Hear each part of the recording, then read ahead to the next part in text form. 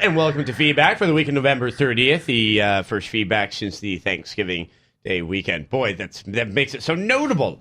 Anyway, let's introduce the people who are joining us today. We always have Patrick Klepek. Hello. Happy.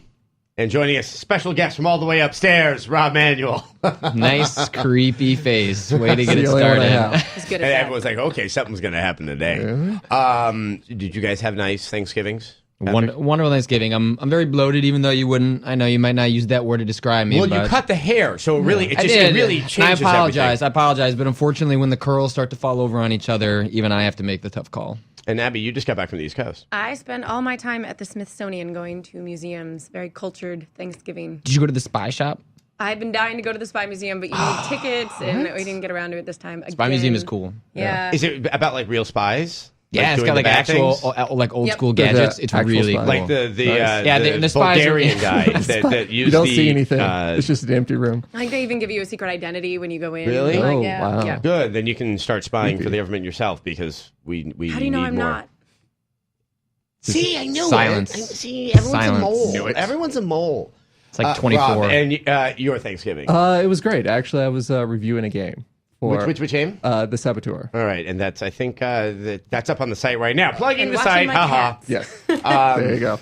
Well, that's good. It looks like we actually have a little bit of news. This is usually a terrible time for anything newsworthy. Usually it's just like a game sold. Yeah, there actually is some things going on. We actually had 2 game announcements. The one most noteworthy that's happened this week is probably the announcement of a new Medal of Honor. It's the game we've been waiting to hear about. It sounded like EA was going to do a modern sort of reboot, something like Call of Duty did. And it turns out they did. It's just called Medal of Honor, no subtitle, and it takes place... really? Yeah, no subtitle. It's got a really, really boring logo, and it's got a Dog the Bounty Hunter looking guy as the main character, but it's set in modern-day Afghanistan and comes coincidentally, or not coincidentally, just after Obama announced the troop surge for the country. Yeah, I mean, is there any sense that it was intended to coincide? That it was just, I don't know if you can call it coincidence. It wasn't like that speech was unknown to people out there. No, it sounds more of a coincidence because its official unveiling is coming later this month. But it is sort of an interesting parallel to what's going on with the actual world events, which is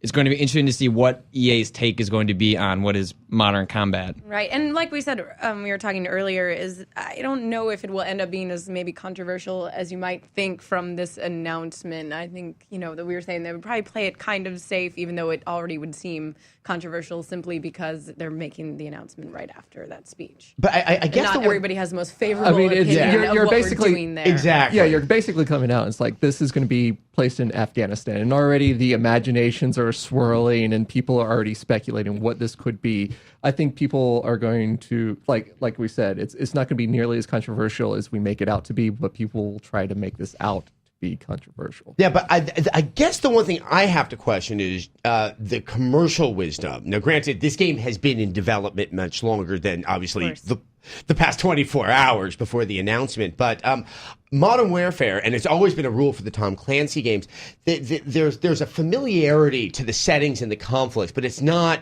directly associated with it. I think it's always been kind of a decision, A, to worry about respect issues, but B, also, it just feels a little bit, uncomfortable. People may not want to necessarily have to relive what's on the news all the time. Yeah, I mean, it takes place with these, I guess they're calling them Tier 1 operatives, which is like some sort of really deep secret special forces. So I think, and the Call of, or the Medal of Honor series has always been kind of with like rank and file like soldiers. So I think maybe we might not get that as much because what we see on the news is a little more of like the rank and file soldiers. Right. And it seems like this is going to be special forces and it might not be the same missions that we hear about. So I'm not sure if that'll be the issue. It sounds like this game is going to be not quite the blockbuster Jerry Bruckheimer Call of Duty and not quite the hyper-realism that 6 Days of Fallujah was going for. It's going to be somewhere in the middle, which I'm afraid that might end up being just kind of boring. Yeah. Well, it also is an interesting take just for the Medal of Honor series, which tended to sort of, let's wrap itself in sort of the glorious history of the normal troops that were there in World War II. That's going to that kind of almost fantasy world of a specialized, special forces.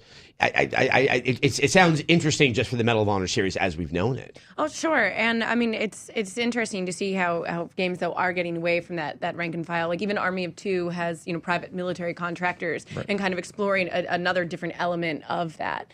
So I'd be interested to see what they do with it. I think maybe it will end up being more compelling than just having your rank and file soldier. I mean, certainly from a technology standpoint, from an interest of intelligence, from a plot element, it probably will be. Yeah. I mean, you can obviously do more to it if you don't have like a rank and file soldier. You can say like, oh, these are special equipment, this is special weapons, these are special places that normal people... These are special powers. Exactly. You can kind of fudge the realism a little bit exactly. by putting Medal of with Honor this has group. superpowers? Exactly. And that's sort of like, once again, trying to get away from sort of the realism that we're faced with on the news all the time, that people are just trying to, take those couple of steps away. But once again, you are putting it in Afghanistan, which is... I mean, there might be some wish fulfillment even for a lot of people out there. It's just like, let's just go get the guys and get out of there. Let's talk about just who's working on the game, because that's the interesting bit. Is Yeah. that EA LA is handling the single player, but I think regardless of what you think of the single player in the Afghanistan setting, like having EA Dice do the multiplayer is going to get a lot of people interested, regardless of what's going on with the single player. And I think that's a really, really smart move on EA's part. Oh yeah. I guess the one thing is that so much that's multiplayer that comes out of EA is all coming out of DICE. That what do you guys think in terms of just the familiarity? I mean, And they're doing that. They're doing the Modern Combat series already with Battlefield, and they have a multiplayer element coming out. And I kind of wonder the difference in release dates between both of those games, and also how you're going to make those very different multiplayer experiences, because you're both dealing with modern combat. Right. And I just whatever I'm not modern sure combat exactly. is. Whatever, today. Well, we're not talking World War II. And Right. I like next week combat, because it's slightly It's not different. quite future. It's just a little down the road. But I think it is an interesting point. I mean, Battlefield's always kind of lean a little. Well, obviously, 1942, we all kind of know the silly that you can pull off in that. Right. Bad Company isn't as silly, but it doesn't play itself kind of hardcore in its treatment of conflict. So I think it goes back to our earlier discussion that obviously if they want to distinguish this game, even through the multiplayer, it may have to go in a more realistic route, or at least realistic as we know it from Modern Warfare 2. I mean, it just depends on like what sort of focus they're going to have on the game. Since this is sort of like a reimagining of the series, is like, okay, what are you going to add to the series that does separate it from all the other modern combat games that are out there? And how are you going to bring that to the multiplayer? You know what? And I think the modern combat is what's resonating with a lot of gamers out there. We have a a reader viewer. Piss Pool Cleaning 3. I like to think that there is a 1 and 2 that's out there. They're out Piss there. Pool Cleaning. He writes, trends follow what sells. This isn't uncommon. So unless you haven't touched a modern time FPS ever, you help pave the way for this in some respect. Consumers are the sole reason for trends, but they contribute to them more than they want to admit to. I guess, a lot of people are probably saying, oh, it's catch up. You're just kind of knocking it off. Well, obviously. EA would like to make some money, and obviously there is a very big trend right now that has been, paved by Infinity Ward, who did work on the original Medal of Honor Allied Assault that was on the PC. I mean, is this going to hurt them that they're a Johnny-come-lately, Patrick? I don't think so. I mean, what that user is kind of alluding to, it's self-fulfilling prophecy, because if you buy Modern Warfare, then you're going to support the development of games like that. Just even if you don't want more games like that, that's just going to happen. That's because shareholders want to make money, and games like Modern Warfare are making money. If it's different enough, because I think at this point, especially with Modern Warfare 2, the game is such a blockbuster thrill ride. I think if they go to the hardened route, I think they can distinguish themselves enough, especially because the setting Afghanistan, depending on how they approach what kind of missions you're doing, I think could provide a compelling and different enough that I don't think it's going to be that much of an interference. Now, Abby, just the name Modern Warfare or Call of Duty, that's probably right there, 3 million, 4 million sales, as we saw with World at War, which wasn't Infinity Ward and wasn't Modern Warfare. Sure. The Medal of Honor name, it once held quite a bit of a cachet, but how much is that really going to be able to draw people in for something that might look on the box as being very similar to Modern Warfare 2?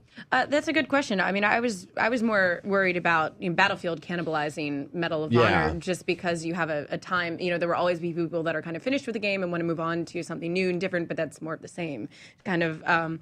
But the answer is, I guess, I don't know. Medal of Honor, I still think it's something that people recognize the name, that you recognize the franchise and the brand, I think it'll depend very heavily, as I think many games do in this market, on the marketing and the press behind it, and how they differentiate themselves, and how they say what's going to be new, what's going to be innovative, what are you giving gamers now? I mean, if they really are reimagining this brand and this franchise, does it even matter?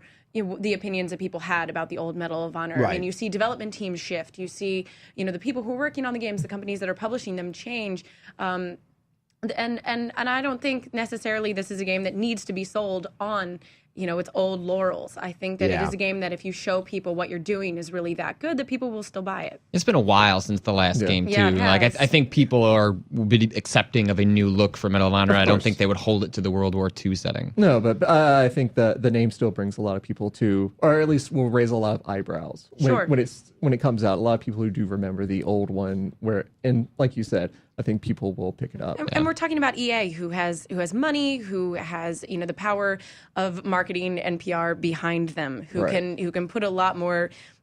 Well, I mean, look at Brutal Legend. I mean, if you look at Psychonauts, which was pretty much killed by Majesco, who didn't really give it the proper support. But then, Brutal Legend does significantly better because they spend a lot more money on the PR and marketing front and getting that name out there. I think one of the key things, it is set for release sometime in fall of 2010. I think it's when it comes out in fall is going to be the make or break on this game. Let's move on to the other game that was just announced. Patrick? Yeah, the game that I was trying to defend off camera. They announced a new And that's the new Prince of Persia: The Forgotten Sands, which is coming out next May, tied to the Jake Gyllenhaal starring Disney-produced movie. And instead of continuing with the reboot that came out about a year ago now, they're actually going back to the Sands of Time storyline. They haven't said if it's a reimagining or a remake or if it's an actual continuation, but the quote they've used is as many of the fan favorite elements from the original series, as well as brand new gameplay innovations that gamers have come to expect from the Prince of Persia brand. Now it's very vague, doesn't really mean anything. Yeah, that's almost phenomenal for that many words amounting to very, very, it's going very to be little. good. It's a kart racer. I expect more details though with the game coming out in spring. So yes, well, and that's the question: is this the proper Prince of Persia team? Is this a B team that's doing a movie tie-in? We don't really know anything about this game. How close is this going to actually tie into the movie itself, since it is going back to the Sands of Time, where the previous game was not Sands of Time? They were trying to distance themselves from that. I think one of the things that's really interesting for me is the Prince in the reboot of the series that came out last year, the voice work, and I actually thought they were modeling him after Jake Gyllenhaal. I thought it was kind of, seeding people, because he just kind of had that goofy, like, look, I'm just a strapping young buck who's got an attitude. And I was like, well, that's probably how Jake Gyllenhaal's going to play the character. And in a game we've forgotten that Nolan North was again responsible for the voiceover for, which I didn't realize till I thought about it. And now he's voiced, 7 of the games in the last year? Yeah. It is. I mean, I'm now. The more I think about it, the more this does start to sound a little bit like a tie-in, and that it may not mean that the gorgeous reboot that they had. I will completely. I like your caveat there. The gorgeous, maybe not a good game reboot. That one. That series is not over with. Obviously, we have Avatar coming out from Ubisoft this year. They are never shy about doing a movie tie-in game. No, it definitely it's hard to tell. I mean, we should learn more about it in the next couple of weeks, but it's going to be interesting to see if they are abandoning that, because that game, the last reboot sold okay. It didn't do spectacular, but again, they dumped it in December, kind of like what's happening with Saboteur. Very late release. Yeah. It was almost kind of sprung on us last minute. Yeah. Decaboo he says, all right, good to see the return to the Sands of Time trilogy. The POP games are actually good. All of the changes to the newest POP hurt the game. Obviously, I think you might take an exception to this, Patrick. The not die. It really is kind of, many of the complaints that happened with the original game, but I think that we're almost of a consensus that maybe people will get both. But it is a movie tie-in game. It might make us miss the reboot for the Warrior Within 2.0.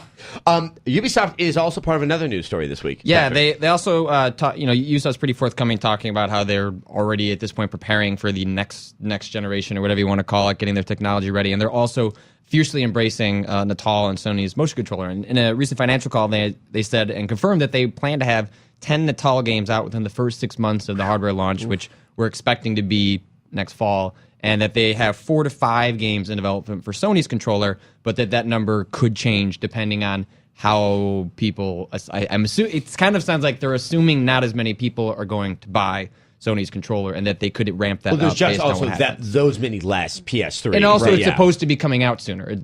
Assumingly, the Yeah. Sony Motion is supposed to come out next spring, and Natal is fall. Hold on, I'm gonna start holding my breath on that one, and then we're Yeah. gonna have Adam Sessler's asphyxiation wash. Well, 2010. you get to hold your 6 There you asses go. and shake it. I'm just so not surprised that Ubisoft would really be at the Exactly. forefront. I was Right. about to say this. I mean, we see Assassin's Creed 2 and well, I mean, Avatar's licensed, but I mean, outside of that, Ubisoft has one of the most extensive casual game catalogs of any other publisher. I mean, and licensed casual games. I may have played Family Feud over my trip. I think you did. I did. I know. It's not great, but I love Family Who Feud. was the other Don't family? even- I'm just curious. There were a bunch. There was about maybe 12 or 18 other families that you had to play against. McCoys? on the way All right. through. Yeah, The Williams. They were all very They have standard. DLC packs for new families you Yeah. can download. Sure. I don't know. Why It's a not? great idea, Why Ubisoft, not? if you're listening. Yeah. No, and wish I had also a family. they embraced the Wii. Yes. Obviously, they were there That on was the my stage secondary with Red Steel. point. I mean, they seem to be very comfortable, and so they don't look like a Johnny Come Lately that kind of missed out on the Wii fad and had to, go. No, you know, They were able right to say on from top the of beginning they were there. They had, Right. Every Red Steel trend. 2 got delayed, but Right. it was one of the first games announced to be embracing Motion Plus. So they seem to be a company that, for better or worse, they embrace it from the beginning, and then if it doesn't work out, it doesn't work out. So it'll be interesting to see, and I think this points to one of the comments we have in there from the guy Yeah. talking about from a Dreaming Darkly Robin. Speaking that. of Dexter, there you 8 or 9 of those Natal games are going to be Wii ports, and 3 to 4 of those are going to be Sony games coming as Natal ports, which I think is an interest. It's going to be kind of interesting to see funny. how Yeah. these games play out How- because it completely changes the dynamics of development. Well, will Natal games be able to be ported to whatever Sony has, since they are going to be controlled very differently, supposedly? I mean, no, and you're right. Now, the Wii and Natal do look like they might have some kind of middle area where you can kind of pretty much design for both, and only at the final end of the dev process kind of do the finishing touches to to sense Right. motion versus use a controller. See, I think it might be different. I think that the Sony controller might get more of the Wii stuff because you're actually physically holding a wand and then holding a 6-axis. And whereas with the Natal, It's really your body. It's more freeform. So I think this might work to Microsoft's advantage because they might be getting the more unique games that take fully advantage of their hardware, and Sony might fall into a trap where they're getting a lot of ports like But Rabbids. with that, I was going to with- say, but I would like to see I Rabbids. would too. I concur, Abby. But with, I really would. but with that also said, if Sony is taking more of the wand approach that is closer to Nintendo, will people be able to develop more games that use the wand better, since they're already used to Nintendo's sort of model, even though they're going to be a little bit different? Maybe the wand's a little bit more Right. controlling. I mean, I don't know how the Wii Plus versus the wand's going to be, obviously. And now we are also forgetting just the hardware of the systems. I mean, you could not be probably Right. more divergent between the Wii and the PS3. So we might actually be seeing unique content. The one thing I do want to say is 10 Natal games. I think this is something that we've talked about in the past. That's a very large number, and it's starting to make me wonder what these games are and what we're really going to be expecting from Natal in terms of sort of the smaller downloadable arcade game versus the more full-fledged game. Yeah, it like doesn't we do actually expect from say Fable if 3. these are boxed games. Yeah, it could just be part of a downloadable Natal content. store that Of has course. mini games you Of could course, download. I see yeah. that being something Which that would would be work easy really well. enough. Well, I mean, and you will want to do the same thing that Nintendo did straight out of the bat, is get your sports games, get your skateboarding game, your ski, everything like you want to Exercise get those game. really easy, quick ones right out the door. I mean, I think it's safe to say that probably one of these is snowboarding, since they Can do I have can that. I take my Tony Hawk ride board and scan it into Natal? Will that work? Yeah. Okay, Well, that's really it good. won't work I mean, the other way. Right there, we just went into an interesting postmodern hell. We're going to simulate the Peripheral simulation. hell. Yeah. Well, there's also read a comment from Grunto. with regard to Natal and motion control. I'm not into the whole motion sensing thing, but in terms of Natal versus the Sphere, it's the same premise. But in hardcore games, Sony has the leg up. They actually have something that goes in your hands and will be able to give feedback. So when I do make a slash move with a sword or punch a couple people in the face, the Sphere is actually there for feedback. I won't totally completely be punching thin air. I think there really is something here in terms of where these new two devices are going to be marketed to. I look at Natal as hitting a more casual audience. We saw that in the video at the 360 press conference at E3. I don't see Sony doesn't have that audience as well, so I don't know if they're going to try to be serving them with it.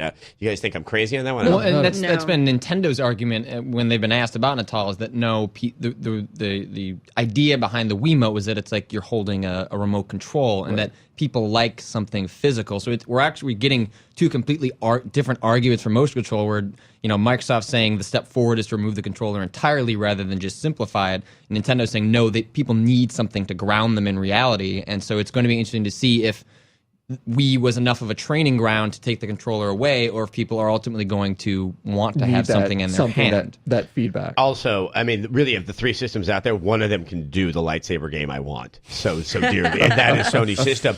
I think the other is, the one thing about Natal is it's going to have a wow factor. It's doing that Minority Report thing. Just the mere fact of scrolling through the Netflix menu, or being able to talk into it, is going to have an initial pop, I think, with a very mass audience. It was the talking to Milo that really was where I kind of because I'm not huge into motion control or anything like that. I kind of I don't care as much. But seeing him interact and talk with someone on that level was very cool. You can show your mom that, and she'd be like, wow. She'll get it instantly. And that's what I think they're going for, is that sort of like you said, a broader casual market that, well, I don't understand controllers, but I understand talking to someone, or I understand doing this. I already see this on the Today Show, and then doing Peter Molyneux going up there and doing the Milo demo and showing them, say, Netflix, Breaking Bad, and it brings up your movies. Like, there's a lot of interesting things that they can do that has nothing to do with games. Because this goes to Microsoft's broader initiative, just want to become the box in your home. Right. I got distracted by what I think might be the highlight of 2010. If Molyneux was on the Today Show, or even better yet, The View. I want to see how much Molyneux can suffer like Sherry Shepherd, and he's so put together. But you just that British sarcasm. I like the View idea. He'll be fine. So yes, everyone out there, you know who you are because I know who you are. Get him on The View. I will help facilitate. Demand it. All right? Demand it. So let's stop with the motion control that has yet to come and talk about a game that actually utilizes motion control and is our game of the week, and that is New Super Mario Brothers Wii. It's a game that came out right after Modern Warfare, like days, not a week after, and so it kind of did get lost in the shuffle. We haven't given it our attention here in feedback, and that's why we brought Rob Manuel, because he is the man who reviewed the game. So we're going to kick it off with you. What is your sort of nutshell take on New Super Mario Brothers Wii? New Super Mario Brothers is bringing the game back to the 2D platforming, old school sort of style that people are very used to. It's very familiar. You're going to see things that, like bringing back Yoshi, bringing back other objects, other enemies. It's just sort of like that warm blanket that you come home to.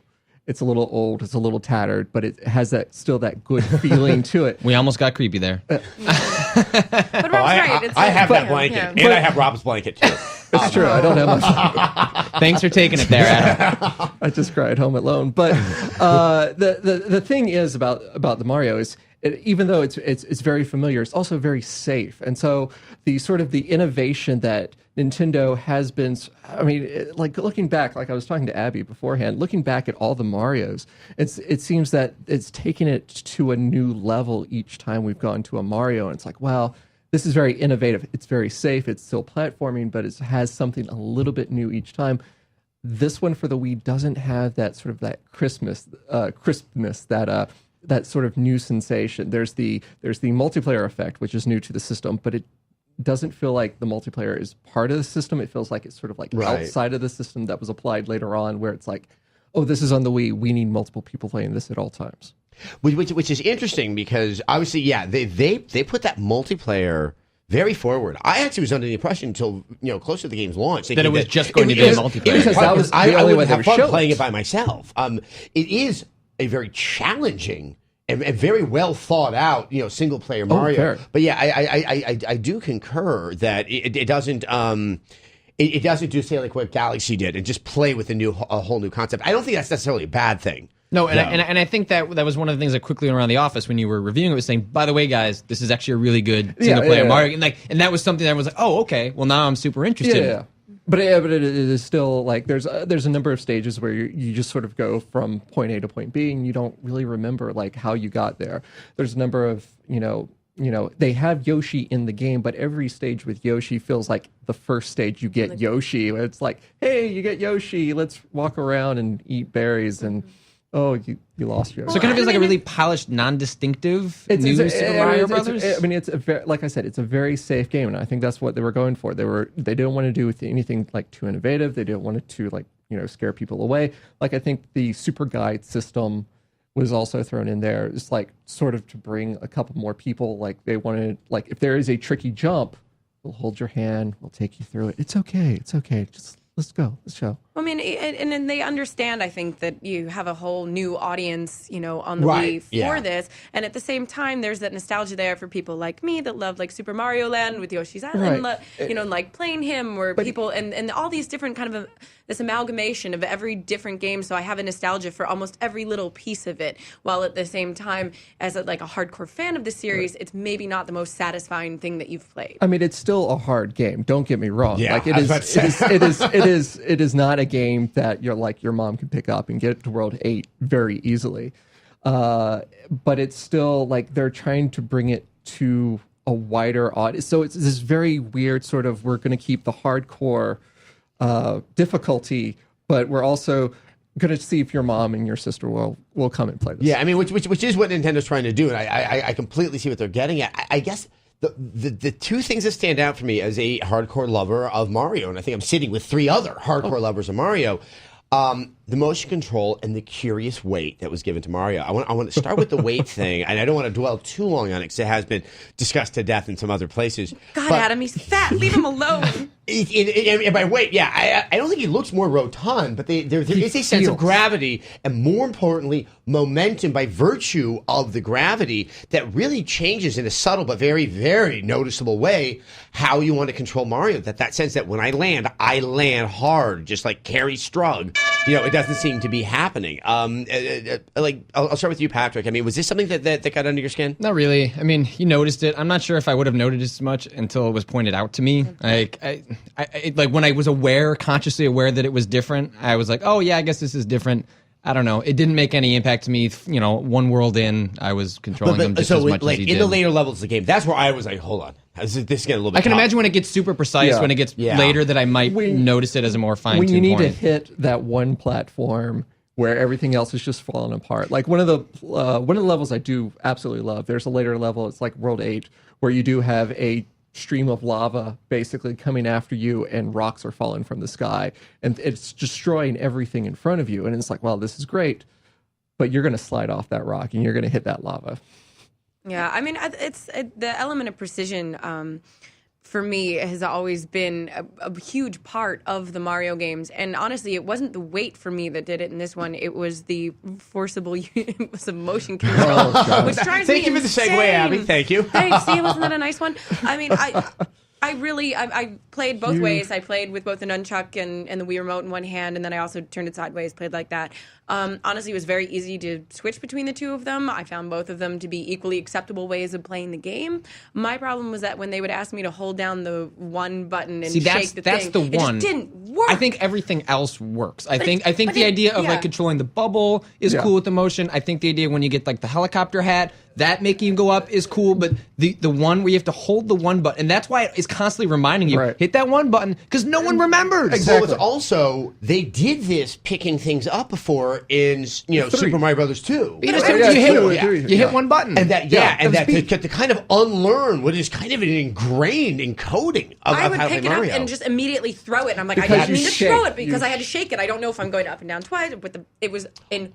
All those damn toads are staying in the damn boxes because I got tired of trying to pick them up and not throw them. That's all I can say. They only give you 3 1-ups if you get a full fledged Toad all the way to the end. You only get one up if you get like a smaller Toad, and you're probably going to die 5 times trying to do it. So you're telling us don't rescue Toad. Leave him behind. Leave him. All Outside Toads of the left game, behind. I think what this raises in all of our minds is it's very interesting to see Nintendo not effectively incorporate their own tech. And I would have to say, almost feel obligated to do something that really is not asked for or necessary in the series. That's unfortunately the takeaway I have that's a little disconcerting when you think about the other potential franchises such as Zelda that are down the line that we're going to be seeing on the Wii, that they may not even have a full grasp. I liked it in Galaxy, but it was minimal in Galaxy, and we all know for a fact that Galaxy was supposed to be on the GameCube, and as with Twilight Princess, it was very kind of superficial how it was applied. But I mean, do you guys have feeling this as well? Yeah, I mean, like, especially kind of in the level design, I've been playing through the game with my girlfriend, so it's just 2 players. It's not incredibly chaotic, but still you can tell the level design wasn't made for 4 people, or even 2 people, and it's frustrating to play with her when she's new and she's trying to learn, and it's even just like the mini boss when you're against the Koopa Sons, like those levels aren't designed for her difficulty level. And so she's constantly dying, and I'm just carrying us through the level as she tries to survive with a bubble, and that's not fun for her. And I understand the super guide is a really interesting idea, and I hope that's kept. But it doesn't work when the games are too difficult to begin with. Right. Like, I feel like there should have been multiplayer should have been separate. There should have been levels that were designed for a different difficulty curve rather than just putting them all into one. And for the coin battles, like that's the one area where they actually designed 5 levels where it's like this is multiplayer and this is how it works, and it works actually beautifully because they'll take you through a place. There's enough space for everyone to move. A lot of times they'll actually move you themselves. Like there's one where you're in a haunted house and there's an elevator that keeps lowering and dropping and raising as you're going through, and there's these coins and the boos are coming in from all the sides, and it's like, well, that's great because everyone's on screen. It doesn't pull out. It's fine. It's just so funny because Nintendo is the last company I would think that would kind of buckle to market research. Okay, we need to have this if we're going to sell it, but this is the first time where I've really seen a game. And I know we're bagging on the game, and so I'm just going to reiterate, this is a really good game. We're not recommending it. We're just having nerd-off discussions about what's happening over at Nintendo creatively. Well, we're scared. I think that's the point, because we're also looking forward towards, like, as you said, the Zelda. There's another Galaxy coming out.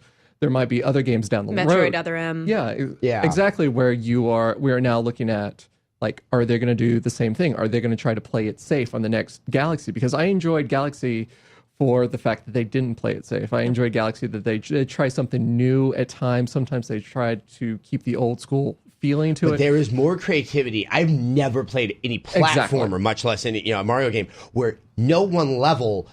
Usually when you're playing a platformer, by the 4th world, you start to see more difficult iterations of something you already there's have played. themes, and there really were no themes in There were Galaxy. water levels, and I hated them. I'm sorry. Yes, no, that is I'm the with you one 100%. I loved Galaxy, but I hated every single water level in it. And once again, as someone who likes completionism in a Mario game, the minute you put me in water in a 3D Mario game, or any 3D period, 3D swimming in general is just terrible. Yes, I said it was like the Favorite third soapbox I did. I said swimming sucks. Stop swimming. No one's going, this game would have been good except I didn't go underwater. Gah! Okay, I'm done. Bitter feelings.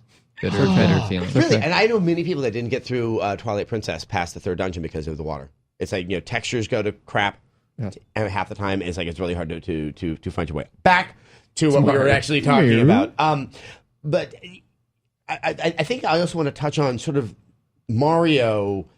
We always see Mario games, and Mario, shows up a lot of non-Mario type stuff, sports games and stuff like that, because he's so marketable. I couldn't help but wonder if we have now seen Mario so far removed from what made him famous in these platforming games, if there's almost going to be a confusion for an entire generation of gamers about what they're playing in New Super Mario Brothers Wii. I know a couple of people that have 5-year-olds that have had interesting takes on it. I didn't know if any of you guys had seen or had seen kids or anything about more or less what is the cachet of Mario now that we know what he is for us, but what is he for a lot of the new gamers for the Wii, and really more importantly all the younger gamers. I think he's more of a brand. He's like a Mickey Mouse. He's like a safe thing. Ronald if you McDonald. buy something with Mario on it, you're getting a Mario good game. game. It's a stamp of quality essentially for Nintendo. If you put Mario on the box, you're assuming you're getting a certain level of game. I think kind of like people used to think, Nintendo's quality of assurance gold logo, even though that had nothing to do with quality, kind of was like a stamp. And like I think Mario is Nintendo's stamp, and I think that's why you've seen him removed from being like the referee and everything. Like because they use him a little bit less, and now when they put him in something, it is sort of a he's doing Mario and Sonic at the Olympic Games. That is and, true. Yeah, I think those are okay. Sonic, how far you've fallen. That's the better story. I actually think that might be the more interesting one. But in terms of Mario, I mean, how would you define Mario? What does he mean now? Like he is. He's sort of the spokesperson, the sort of the face of Nintendo. When you put him out there, like people instantly recognize. Even just the hat now has its own. It's kind of like the ears of Mickey Mouse. Yeah. And so like as people are looking around, they'll be like, oh, I want like a Mario toy, or I want like this and that. Like yes, Mario is no longer platforming, but can we bring him back to platforming? I mean, that's what the one thing is that outside of Ratchet, and Ratchet really is the action platformer. I mean, you want classic platforming? Yeah. This is it. Oh, yeah. I mean, and as successful as Mario games always are, this is the one trend, unlike, with Medal of Honor doing a Modern Warfare 2, I don't think we're going to see a sudden, rush and people go like, we need to do another platform. Well, no, I mean, because that is Mario, that is the brand, and I think with their approach and why they didn't emphasize the single player so much with New Super Mario Bros. Wii was because they knew we were already going to buy it. Like, right. They already had us. They didn't need to advertise that part of it. We're suckers. We're going to buy a new Mario platformer every time, and I would continue even if this one was terrible. But by putting in the multiplayer first, I'm assuming their kind of strategy was that, well, if we get someone who's buying a game for the family, it's like, I can buy a Mario game for myself, but I can also say I'm buying it for my kid because it's multiplayer and I can play it with them. That party game. They want the Nintendo to be sort of like the family center where you bring multiple people in. And it's kind of like a nudge, like, it's a family game, but it's a Mario game. This is not just for you. This is for like, your mom, your dad, your kids, the relatives who come over for Thanksgiving or Christmas or Hanukkah or what have you. I mean, that's what they're looking for, and so you push that forward, and then you sort of secretly this is a single player game. I think the funny thing though to me is that even though there has been multiplayer in Mario before, it has always been a multiplayer game for me because I know when I was growing up and I played with friends, it was always playing at a friend's house or with people. It was a two-player game? We would trade off levels. Even if we were just playing one player, it was this trade-off of like, okay, I got through this one, now it's your turn. Or when you died, and I'd always had that annoying friend that could get through like 6 levels and then the warp zone. That was the worst. Before. That was the worst. I hated that friend who would yell at me for pushing the buttons along with them while they were playing. You're like the person at the DDR machine that's playing alongside it. Right, and to me, it always has been a multiplayer game without them ever pushing that on me because it was always that element of sharing. It was kind of the original pass the controller game. And to me, to me, you don't even need to have other people on screen and playing with you. You can just play that game with other people very naturally. There's very easy and there stop are ways and of getting start through to it. levels that are different, and you can. I have learned a lot, by watching other people. That definitely was true in Super Mario World, where we started to have the term in college of Mario skills. You got good Mario skills. Nice. We would kind of grade each other as we sat there playing it around. God, that was a lonely sounding thing. I will say, having played it with my girlfriend, and constantly what happens is that she dies, loses all her lives, and then we have to restart. She has to continue. I don't know why it keeps track of how many continues you. Yeah, it goes up instead of going down. That is a trend that needs to stop. What I'm saying is that like with the multiplayer, I think it's archaic to even have lives at that point. Like if they're going for the casual market, just let me keep playing because it's really frustrating. She gets demoralized when it's like, when my number continues up, even though we have no idea what it's keeping that track for, but it's just demoralizing to get to 0, have a continue counter go up, when at that point, if it's a fun, casual game that I'm just trying to engage with my girlfriend to play something with me, let me just play it how I want. It's like party mode in Rock Band. Just fail mode. No fail. fail. Let me just, I understand dying, but just let me keep trying again. There's no reason to punish me. And they still have lives even in like the free play mode where it's like separate from the main one where you can actually like jump around to each of the levels. You're still having to worry about like how many people you have. It's one of the last games with lives, period. I mean, that's true. That is not something that we see common. I have always wondered, because you can do a lot more with your difficulty if you take that punitive element out of it, so you don't have anxiety and wanting to experiment. So I'm gonna, lose all 4 or all 5 Like of my life. the last Prince of Persia game. Knocked it against the rock. It was all the cheats to get extra. Wow, we brought around to where I didn't want to go. Like the last Prince of Persia game. All right, and with that, we're going to finish up our discussion of new Super Mario Brothers Wii. Want to run to the reader question of the week, the Valve model of gaming, and this is from Druid Joso. I love how all of our reader comments have pronounceable handles, as odd as some of them are. Just for you. Thank you. Being a student who is going to school to be in the video game industry, I follow the industry closely. Having little money to spend freely on video games, I must make my choices carefully. Recently, I purchased Left 4 Dead 2, the PC version, on the premise that Valve has consistently released new and meaningful content and updates for their games. For free, no less. Do you think that Valve's model of business will become more prominent? No. Yeah. That's a nice and by saying that, we don't mean it's not a good that they do that. No, it's wonderful. And I mean, it was one of the reasons that when I played games on the PC exclusively when I was younger that I loved, because there was always something coming out, whether it was new multiplayer mode, whether it was things levels that people had built themselves. Yeah, the community that goes around the PC game is just incredible, and which is probably one of the reasons why the PC is still a viable system. And there was that huge amount of entitlement as a PC gamer of like, I get this for free. I mean, this is what they deliver. Still there. These games keep giving. And no, I mean, now I think that there's a lot more pressure to monetize everything, especially.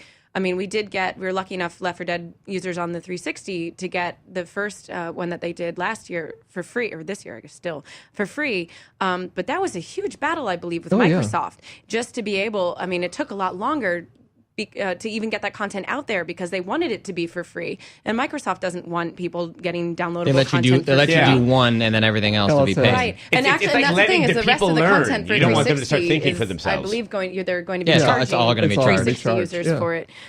It's really a shame, and I mean, I think that they're looking into ways that they can also monetize things like that. I don't think Valve is, but other companies are looking for ways to monetize even PC content.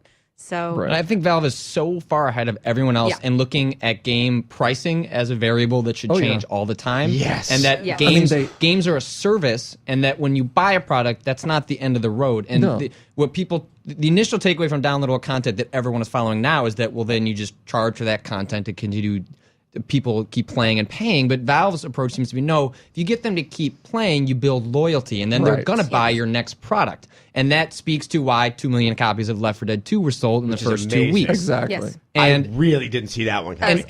Valve was like 3, 4, or 5 steps ahead of where everyone else, like, you got EA sort of broadly talking about games as a service, but like Valve is already there, and the way they do pricing on Steam is incredible because so you got a bunch of people to buy Team Fortress 2 at 99 cents, but you know what? That doesn't matter because they're probably going to buy a bunch of gifts for somebody else. Exactly. Like the way they build brand loyalty is what incredible. People are not realizing, and other studios 10 years from now, you'll be like, we should have been doing that back when Valve started. The amazing thing is when I was up at Valve a few weeks ago, they had a framed article on the wall by Dean Takahashi on Steam and whether it would really be a viable platform. And it was right on the verge of Steam launch and whether that would actually be something that people would be using years from now. And it's kind of amazing how that's actually all played out and how important a role that Steam plays now. I mean, it's just amazing. Like, even like the weekend sales that they have, or just like the random. I mean, there's been a number of times. And that's loyalty. Loyalty. People are paying attention to what's happening at Valve, and so they can have these sales. And they can be like, hey, we're going to mark this down like 50%, and they've even shown that people will buy even more copies. People will even buy more copies after the sale is over.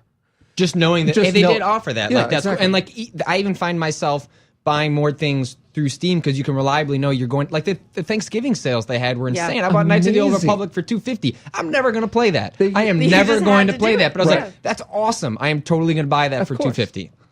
I do wonder, because you say Valve is kind of ahead. I don't know if anyone's ever going to catch up with that. I mean, one of the ideas from many of the other companies about DLC was to stop the resale of used games. Right. And I think that DLC has been effective in doing that, and they were able to do that while charging. So like they kind of got their cake and ate it too. Right. I just don't see many other companies. And I one of the things is Valve is in a unique position. I mean, we it's not like their model could be applicable to a lot of other companies that have a bottom line. Up, since the early '90s, that they've built up this, crazy, following Right. and this loyalty. For a company to start doing that now would be a very interesting undertaking. I mean, Valve is kind of like the Bhutan of video game companies. It's mysterious. It's well regarded, respected, and it's impossible to come up with anything bad to say because Bhutan doesn't do anything, but they don't seem to really ever do anything wrong. So it's and the thing with Valve too is that what they do and their idea of like products as a service, so much of it is you can't put in an Excel spreadsheet. You can't prove where this is producing money. It's just sort of a philosophy that will pay off in dividends later. Exactly. And when you're, any other, an Activision, you'll never see them do something like this because they can't put it in a spreadsheet. They can't predict to their shareholders what this is going to do. Valve is able to say, as a company, they're small enough, and the people up top making decisions have the same philosophy that they're able to do this. So just on a corporate level, that could never happen industry wide because you can't, until enough companies are able to do this, it's still not going to get more people to do it because you can't exactly show how that's monetizable. Right. I mean, and they come out with games. It was rare to have a year where they had one after another. Yeah. They have never going to get that again. That was the blue moon of blue moons. But they have a lot fewer. They have a lot fewer properties to deal with than other companies. Right. I mean, if EA were to go to that, I mean, you couldn't say that would work the same for one franchise Very good versus point. another, Right. or Activision one franchise versus another. It would be hard to make that argument. And it's really tough for like someone else to put sort of the love and care. Like Team Fortress 2, since its launch, has gone through so many iterations. It's almost a completely different They've game. almost done a sequel for the Yeah, downloadable exactly. content. You have new modes, and all this stuff has been like rolling out for free. It's almost been like a monthly sort of tease, and there have been like trailers for all this. This is like something people look forward to the whole time, and it's absolutely incredible, and just shows like how much love and care and loyalty even. Sure. I mean, they do people like a have. Halloween update. They do. I mean, they're really. It's like WoW. I think it's the only Yeah. other thing that we can look at that's similar. I think it's safe to say that Valve is the exception that proves the rule, and we are the show that proves that we should keep talking about this. God, that wasn't clever. But what I'm more or less saying is that we've come to the close of feedback. Really great discussion today. I would like to thank Rob Manuel for showing up, and thank you. as always for being here every week. Abby, happy. Thank Patrick you. I'm Klepek. excited not to have to hold up my microphone for the rest of this. Oh, good. Just, we go. you have to save those skills for Left 4 Dead. For our viewers out there, obviously, thank you so much for watching. We had some great questions this week, and I encourage anyone who would like to submit a question to go ahead and do so. All of these had complete sentences, so bravo. Keep up the you. good work. Thank you. See you next week.